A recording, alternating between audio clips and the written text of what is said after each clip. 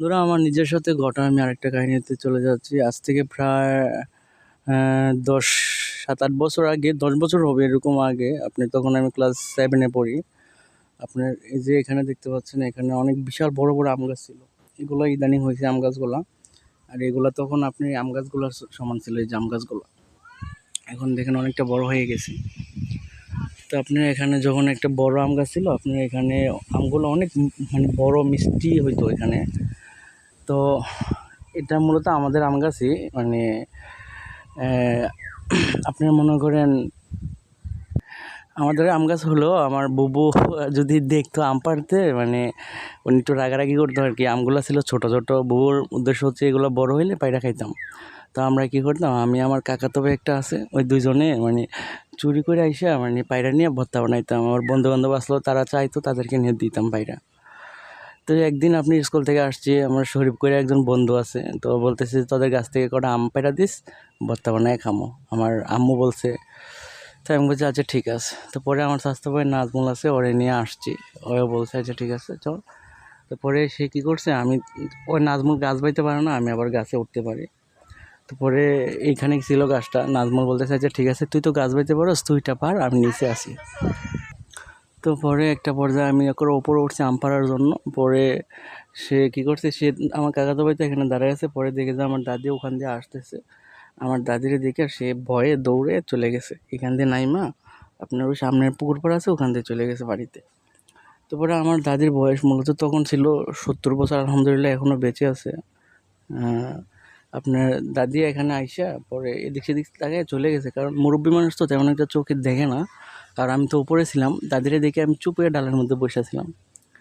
তো পরে দাদির দেখে আমি এদিকে আইসা ঘুরা মুড়া এই পাড় দিয়ে চলে গেছে। যাওয়ার পর আমার কাকাতো ভাই তো ভয়ে আর এগিয়ে চলে গেছে। তো পরে তখন আপনার প্রায় মাগরিব আজান আগান দিয়ে আর কি।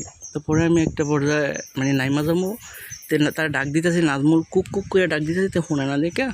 পরে আমি ভয়ে নাইমা যেতেছি। পরে নাইমা আমি যখন এদিক মানে এই পরিমাণ ছিল গাছটা, এখানে আরও তাল গাছ, বট গাছ, এই যে দেখছেন এই গাছগুলো কেটে ফেলা হয়েছে, আর অনেক গাছ ছিল এখানে। তো আপনার মানে যখন এরকম পর্যায়ে আইসা সারছি, দেখে যে আপনার 4-5টা বিলে আপনার গাছ বাইয়া উঠতেছে আমার সামনে দিয়ে, মানে দৌড় ফিরে উঠতেছে। উঠতে সেরা তখন আপনার এখানে পানি ছিল, এখন যেরকম পানি দেখতেছেন সাইডে দিয়া, দোনো পাশে তখন এরকম পানি ছিল। তো ওইটা সেরা মানে কি একটা মানে বাতাস, এখন যেভাবে গাছপালা লড়তেছে না বাতাসে, তখন কোনো বাতাস নাই, মানে মনে হচ্ছে কোনো ঝড় তুফানে শুধু এরিয়ার এতটুকু জায়গার মধ্যে মানে ভাঙ্গা ফেলবে গাছগুলো। তার বিলাইগুলো এমনি উপর ওইটা হাসলাইতেছে আমার, এই ধরেন 2-3 হাত দূরে থেকে এখানে গিয়ে এমনি হাসলাইতেছে হাত দিয়ে। তো একটা পর্যায়ে আমাকে মানে অদৃশ্যভাবে কে যেন পিছন দিকে টান দিয়ে নিয়ে এখানে ফেলাই দিয়েছে, এই পানির মধ্যে ফালাই এসে। পরে এমনি জাতা দিয়ে নিচের পাল ধরে রাখছে। মানে যখন আমি পড়ে গেছি না, ও মা কইয়া চিল্লান দিয়েছে। তো আমার দাদি আবার ওই যে সামনে এনে পুকুর পাড়টা এটা বিশাল বড়, সামনে অনেক রাস্তা আছে, তো ওখানে আবার মানে বৈশা ছিল বা কী করছে জানি না। তো চিৎকার শুনে বুবু আবার আসছে এখানে। আসার পর দেখে যে আমি মানে পানির দিকে এমনি হাত হাত দিয়ে এমনি হাতড়াইতেছি আর কি, কাতরাইতেছি সাঁতার কাটলে যেরকম। পরে দাদি আমার ধরার পরে আমি সাথে সাথে সেন্সলেস হয়ে গেছি নাকি। পরে দাদি আমার কান্নাকাটি করে নিয়ে আর বাসার মধ্যে। পরে আমার নাকি জ্ঞান ফিরছে, ফেরার পরে তারপরে হচ্ছে আপনার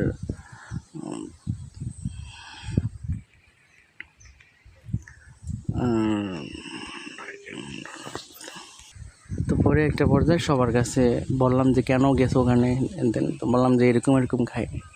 তো এই ছিল আমার সাথে ঘটা কাহিনী। তো এরকম আরও অনেকের সাথে এরকম ঘটনা ঘটছে।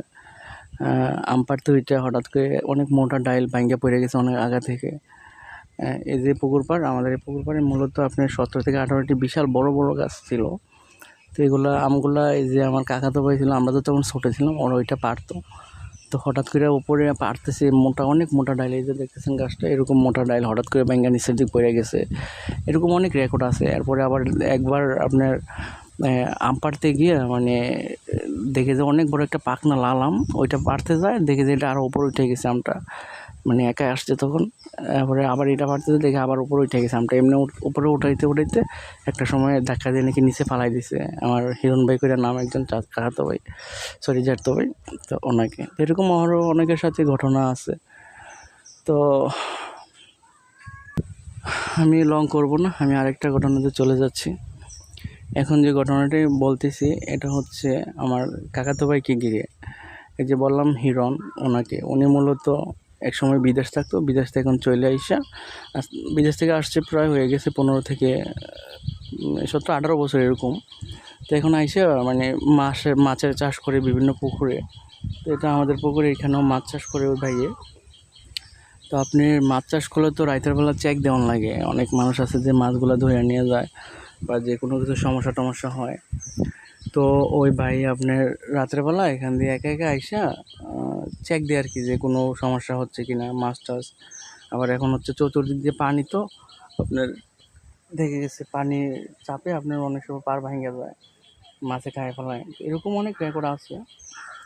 ওই যে দেখেন ওখান দিয়ে মূলত ভাঙে গেছে অলরেডি। তো এরকম চেক দেওয়ার জন্য আসলে তো যদি দেখে কোনো সমস্যা না আবার ফিরে চলে আসবে। একদিন আসতেছে সে এখানে আসার সময় এই যে এখানে একটা খেজুর গাছ ছিল, এটা বেশি না 2-3 বছর আগের ঘটনা। এই যে দেখতেছেন না খেজুর গাছটা ছিল এখানে। তো দেখে যে খেজুর গাছের কাছে আপনার একটা সাপ মোটা হইয়া এই যে পানি থেকে, পানির দিক মাথাটা আর লেজটা হচ্ছে আপনার খেজুর গাছের ওপর থেকে মানে মাটি পর্যন্ত ছিল, এত বড় সাপ। তো সে তো লাইট টিপ মাইরা হয়তো প্রথম দেখে ভাবছে কোনো গাছের ডালা, এই যে দেখতেছেন এটা গাছ কাইটা ফেলাইছে, এরকম হয়তো বা গাছের ডালা পড়ে রয়েছে ভাঙ্গা। তারপরে কাছে আগে দেখে দেন না এটা একটা বিশাল বড় সাপ। তো সেইটা দেখার সাথে সাথে ওই কী করছে মানে ওমাগুকে দৌড় দিচ্ছে, দৌড় দেওয়ার পরে ওই সাপটাও পাশ করে পানির মধ্যে পড়ছে, পরে আর কোনো দিক দিয়ে ওঠে নাই। সে আবার ওখান দিয়ে লাইট টিপ মেরে দেখছে কোথাও কোনো দিক দিয়ে ওঠে নাই সাপ। এই ছিল এক ঘটনা। আরেকটা ঘটনাতে চলে যায় আপনার আজ থেকে প্রায় এটা 7 কি 8 বছর আগে। সে একদিন আপনার 2টার দিকে আসছে আপনার এখানে, মানে পার ভাঙ্গে গেছে, মাছ চলে যায় এখান দিয়ে, তো বেড়ে দিয়েছে। তো আপনার কুদুর পরে পরে চেক দেওয়া লাগে, বেড়ের মধ্যে মাছ আটকে যায়। তো পরে রাইতে 2টা বাজে আসছে মাছ চেক দেওয়ার জন্য। আসার পর সে এখানে আইসা ওদিক তাকাইছে লাইট মেরে সামনের দিক তাকিয়ে দেখে যে আপনার ওখানে একটা মানুষের মতো দেখা যাচ্ছে মাছগুলো ধরতেছে। তো সে কী করছে লোকটাকে ধরার জন্য সাথে সাথে লাইটটা অফ করে দিয়েছে, অফ করে ওই চুপে চুপে এই যে নিচটা আছে না, নিচটা যে আস্তে আস্তে ওখানে গেছে, গিয়ে দেখে যে আপনার পিছন মানে ওই পিছন দিকটা এদিকে দিয়ে রাখছে, আর মানে ওইটা সামনের দিক দিয়ে মাছগুলো খাইতেছে, যে জালগুলো পাইতে আছে। যে আপনাদেরকে দেখাই, দেখেন এই যে জাল দেখছেন, এই যে বেড়ে জালটা আপনার, এটা আপনার রাত হলে আপনার শোয়াই দেয়, তখন মাছগুলো লাফ দিয়ে এখানে পড়ে। তো পরে সে এখানে আসার পরে দেখে যে আপনার ওখানে পিঠ দিয়ে মানে এদিকে পিঠটা দিয়ে ওখানে কস করে মানে চাপায় মাছগুলো খাইতেছে। তো একটা পর্যায়ে সে ওরে গিয়ে থাপা দিয়ে ধরছে, মানে লাফ দিয়ে ওর কাঁধের মধ্যে ধরছে। ধরার পর দেখে যে আল্লাহ তামান শরীরের মধ্যে নাকি পশম, মানুষের চুলে হাত দিলে যেরকম মানে হ্যাঁ পুরো গায়ে নাকি এরকম কোনো পোশাক নেই, বুঝছেন।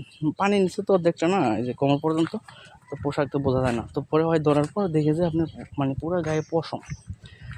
পরে ওই জিনিসটা ওর দেখে এমনি তাকাইছে, দেখে এই বড় বড় চোখ, লাল লাল, তারপর হচ্ছে দাঁতগুলা হচ্ছে আপনার মনে হয় যে মোড় দেয় না কি, একটা বিশ্রী অনেক বড় বড় দাঁতগুলা, নখগুলো এত বড় বড়। তো ওই জিনিসটা করে তুই বড্ড বড় ভুল করছস, তুই আমার গায়ে টাচ করে ইতেন বইলাই ওরা জাকি দিয়ে ফালাই ওইটা ফুম করে সামনে গাব গাছ আছে, এই গাব গাছটার মধ্যে দৌড় দিয়ে চলে গেছে গাব গাছটার দিকে। তো ওখান থেকে চলে যাওয়ার পরে সে ওরা এখানে কিছু হয় না, হয়তো ভয়ে আবার চলে গেছে, দৌড় করে আপনার বাড়িতে চলে গেছে। চলে যাওয়ার পর একদিন আপনার 10:30 বাজে আসছে, আসার পর যে দেখে যে আপনার এখানে একবার নিগুফ কোনো কিছু নাই, মাছের কোনো শব্দ নেই, একটা মাছও পড়ে নেই। অন্য দিন আসলে মনে করেন 2-3 হাজার টাকার মাছ পায়, যেহেতু পুকুর বাইরের তো মাছ আসে, পুকুরের তো মাছ পড়ে, তো দোনো দিক থেকে অনেক বেশি মাছ পড়ে, এখানে 2-3 হাজার টাকার মাছ পায়। তো ওই দিন দেখে যে আপনি একটা মাছও নাই, যে মাছগুলো পড়ছে সবগুলোর মাথা খাইয়ে এক কোনার মধ্যে সাইডে ফালাই রাখছে। তো সে তো বুঝতে পারছে যে এই কাজটা কে করছে। তো একটা পর্যায়ে সে মানে ভয়ে কী করছে, যাইতে গেছিলো, তো সামনে দিয়ে ওরা পথ আটকেছে। এই যে দেখতে পাচ্ছেন ওয়ালটা, এটার সামনে হচ্ছে কবরস্থান, মানে সামনে দাঁড়াইছে মানুষের মতো একটা রূপ ধরে দাঁড়াইছে আর কি, আপনার আমার কাকার মতো দেখতে এরকম একটা রূপ ধরে দাঁড়াইছে। আজকে তোরে কে বাঁচাইব, তুই কীভাবে যাবি, এটা বলার সাথে সাথে নাকি ওরে লাভ দিয়ে নিয়ে ধৈর্য সাথে সাথে পানির মধ্যে নিয়ে ফেলাইছে। পানির মধ্যে ফেলে মানে চুবাইতেছে, একের পর এক চুবানের পরে হয়তো কোনো কথাও বলতে পারতেছে না, এরকমভাবে ধরছে। তো মানে পানির মধ্যে যদি চুবায় আপনার একটা শব্দ হয় না, তো আমার এই শব্দই আপনার আমার কাকা লাগে, মানে আমার ছোটো কাকা, উনি আবার এই শব্দ শুই না আপনার এখানে লাইট টিপ মারছে আর কি, ওখান থেকে লাইট টিপ মারছে, দেখে যে আপনি হিরণ ভাই নিজে নিজে আপনার উপর দিকে উঠতেছে পানিতে একবার, আর একবার ডুব দিতেছে, এরকম নিজে নিজে করতেছে। তো পরে কাছে আওয়ার পর কী কী সমস্যা তোর, এমনি এমন কথা তো দিয়ে এরপরেও করতেছে, এমনি করতেই আছে। তো একটা পর্যায়ে কাকার নিচে নাইমা সেটা হাত দিয়ে ধরছে, ধরার লগে লগে শেষ সেন্সলেস হয়ে গেছে। তো পরে কাকায় দইরা বাড়িতে নিয়েছে, নিয়ে সবার সামনে, তখন এটা আমিও দেখছি আমার চোখে ঘটনা, সবার সামনে পাটির মধ্যে শোয়াইছে তারপরে আপনার হুজুর ছিল, হুজুরে আনছে আমাদের এখানে, যে হুজুরে আনার পর হুজুরে ট্রিটমেন্ট করছে, তো আলহামদুলিল্লাহ ভালো হয়ে গেছে, এরপর আর কোনো সমস্যা হয়নি। তো এই ছিল ঘটনা। আপনাদের কাছে কেমন লাগছে অবশ্যই যদি কমেন্ট করে না জানান, অন্তত একটা লাইক করেন। ওকে, আল্লাহ হাফেজ।